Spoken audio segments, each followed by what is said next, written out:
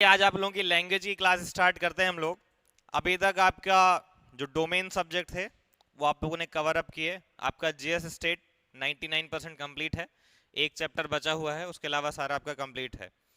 आज से आपकी लैंग्वेज की क्लास और जर्नल टेस्ट में जो आपकी चीज़ें याद करने वाली हैं वो चल रही हैं। तो आज लैंग्वेज की क्लास में हम इंग्लिश लैंग्वेज समझेंगे और हिंदी लैंग्वेज बोथ समझेंगे, क्योंकि आपकी लैंग्वेज अलग अलग हैं। जिनकी इंग्लिश है वो इंग्लिश देख लें, जिनकी हिंदी है वो हिंदी देख लेंगे। सीयूईटी का जो बैच है आपका 3 पेपर होने वाले हैं, आपको पता है।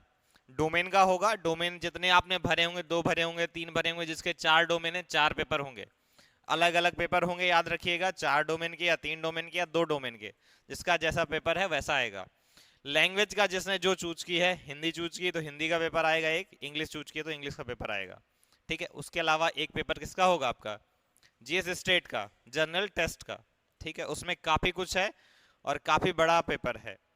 तो आपको जब आप 90 प्लस क्रॉस करेंगे, इवन जिनको बहुत अच्छा कॉलेज चाहिए ना, तो 95 टच करना होगा। इसलिए हम आप लोग इवन 10th में 12th में पैसेज खूब सॉल्व करके आए हैं, हिंदी में भी और इंग्लिश में भी। उसके बावजूद मैं पढ़ा रहा हूँ, उसका रीजन है कि आप लोग किस स्टैंडर्ड से पढ़ के आए, मुझे नॉलेज नहीं है। लेकिन मैं ये मान के चलूंगा कि कक्षा 10 और 12 आप पास करके ही आए हैं, कुछ बेसिक नॉलेज आपको है। तब उसके आगे कंटिन्यू करते हैं।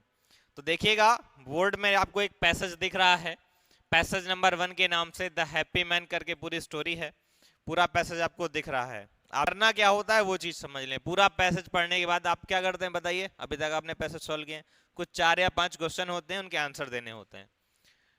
ठीक है, ये पैसेज आपका खत्म हो गया। आ गया, according to the passage calculate affection appear to be false and fabricated। ये हम चीजें पढ़ेंगे और सॉल्व करेंगे। एक आता है, याद रखिए, जिसमें वर्ड देगा और सिनोनिम या एंटोनिम पूछता है, ये आपको पता है।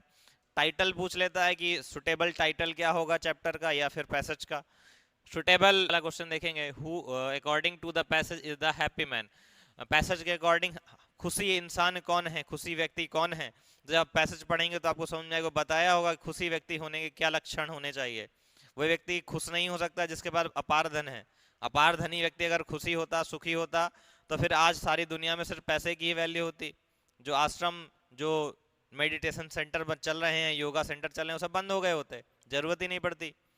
या फिर वे व्यक्ति अगर कह दें कि जिनके पास बिल्कुल पैसा नहीं है वो सुखी नहीं है, तो गलत होगा। क्योंकि बहुत सारे लोगों को पैसे में कोई इंटरेस्ट नहीं होता, उसके बाद वो अपनी लाइफ में क्या होते हैं, बहुत खुश होते हैं, सुखी जीवन व्यतीत कर रहे होते हैं। उनके लिए एक छोटा सा गांव, गांव में एक घर, मूलभूत सुविधाएं, खाने के लिए 2 टाइम का खाना और एक सम्मानपूर्ण जिंदगी ही क्या होती है, उनके लिए सुखी जीवन का कारण होती है।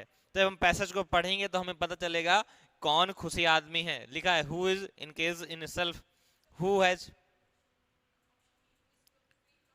बिल्कुल। वो तो जब पढ़ेंगे तो हम चीजों को निकालेंगे। हम केवल पैसे तो अभी हमने पढ़ा नहीं, हम देख रहे हैं कि सवाल किस तरह आ सकते हैं और पेपर हमसे पूछेगा क्या, इन चीजों को देख रहे हैं। एक हो गया।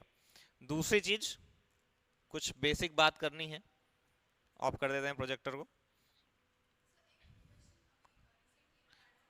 हाँ हाँ, टोन से तात्पर्य यह है कि क्या वो निगेटिव वे पे है या पॉजिटिव वे पे है, या फिर वो समझाने की कोशिश कर क्या रहा है पैसेज पे। ये बात टोन से एग्रीगेट की गई। या फिर जो लहजे की बात, टोन की बात हो रही है, तो जो बताने वाला है यानी ऑथर है, जो चीजों को एक्सप्लेन कर रहा है। जैसे ये वाला पैसेज था हैप्पी मैन था, तो इसमें हैप्पी मैन में अगर मैं बात करूं तो हैप्पी मैन को बता कौन रहा है और किस लहजे में बता रहा है, समझाने के नैरेटिव है या फिर ऑर्डरेटिव है कि ऑर्डर दे करके बता रहा है। तो उस चीज को जब हम पढ़ेंगे तो हमें टोन समझ में आ जाएगी। किसी की बुराई कर रहा है या तारीफ कर रहा है, गांधी जी की बुराई करते हुए पैसेज लिखा गया है या तारीफ करते हुए लिखा गया है, हमें ये चीज पढ़ करके ही पता चलेगा। तो टोन बिल्कुल पूछ सकता है, पूछता भी है और पूछेगा भी। जरूरी नहीं, मैंने बोला ना कई कैटेगरी पे क्वेश्चन आएंगे, हम लोग सॉल्व करेंगे। नंबर ऑफ पैसेज लगभग 20 से 30 करेंगे, पढ़ेंगे। जहां नहीं आएगा तो मैं बताऊंगा, क्योंकि अपने पास टाइम कम है। आपने भी अप्रॉक्स 2 ही महीने के अंदर इतना बड़ा सिलेबस कवर किया, तो सीधी सी बात है टाइम को मैनेज करना हमारे लिए बड़ी एक चुनौती रही है। इस साल से ऑल दो सरस्वती एकेडमी में फाउंडेशन बैच स्टार्ट होगा सीयूटी का, प्रॉपर 1 साल चलेगा। लास्ट ईयर भी हमने 2 ढाई महीने में कवर अप किया था, इस बार भी 2 ढाई। और लेकिन लास्ट ईयर सिलेबस कम था, इस बार सिलेबस थोड़ी बढ़ गया और चीजें भी कॉम्प्लिकेटेड हो गई। पिछली बार लूप होल्स बहुत थे सीयूटी में, पहली बार करा रही थी, इस बार लूप होल्स उसने सब कवर अप कर दिए हैं। पहले को क्यों नहीं समझने की कोशिश करते हैं कि बच्चा जब आईआईटी नीट के लिए 2 साल कोटा में रह के तैयारी कर सकता है, वो किस लिए? आईआईटी का क्रॉस करने के बाद क्या जॉब मिल जाती है? नीट क्लियर करने के बाद क्या जॉब मिल जाती है? कॉलेज के लिए तो आप लोग लड़ते हैं। तो जब मैथ्स या बायो ग्रुप के लिए आप लड़ सकते हैं, तो आर्ट्स या मैथ और बायो ग्रुप के लिए यहाँ पर भी तो मिल रहा है ना। बीएससी बायोलॉजी भी तो सीयूईटी करा रही है ना, बीएससी मैथमेटिक्स भी तो करा रही है ना, बीएससी आपका फिजिक्स और केमिस्ट्री में भी तो करा रही है ना। यहाँ तक कि आर्ट्स के सारे लिटरेचर सारे अच्छी जगह से पढ़ने का मौका दे रही है। क्या हिंदी लिटरेचर से मास्टर्स करने वाला, ग्रेजुएशन करने वाला या पीएचडी करने वाला व्यक्ति सफल नहीं होता? इवन दूसरे फील्ड से तो ज्यादा सफल होता है। हिंदी और इंग्लिश लिटरेचर का जो फ्यूचर है दूसरे सब्जेक्ट दूसरी फील्ड से तो बहुत अच्छा है। आप प्रोफेसर बन जाएंगे तो सीधी सी बात एक अच्छा अमाउंट सैलरी के रूप में मिलेगा, समाज में रिस्पेक्ट होगी, प्लस सबसे बड़ी चीज आपकी जॉब टाइम क्या होगा? बहुत कम। और आपको जॉब में करना क्या है? जब आपका मन है तब आपको पढ़ाना है, मन लगा के पढ़ाना है।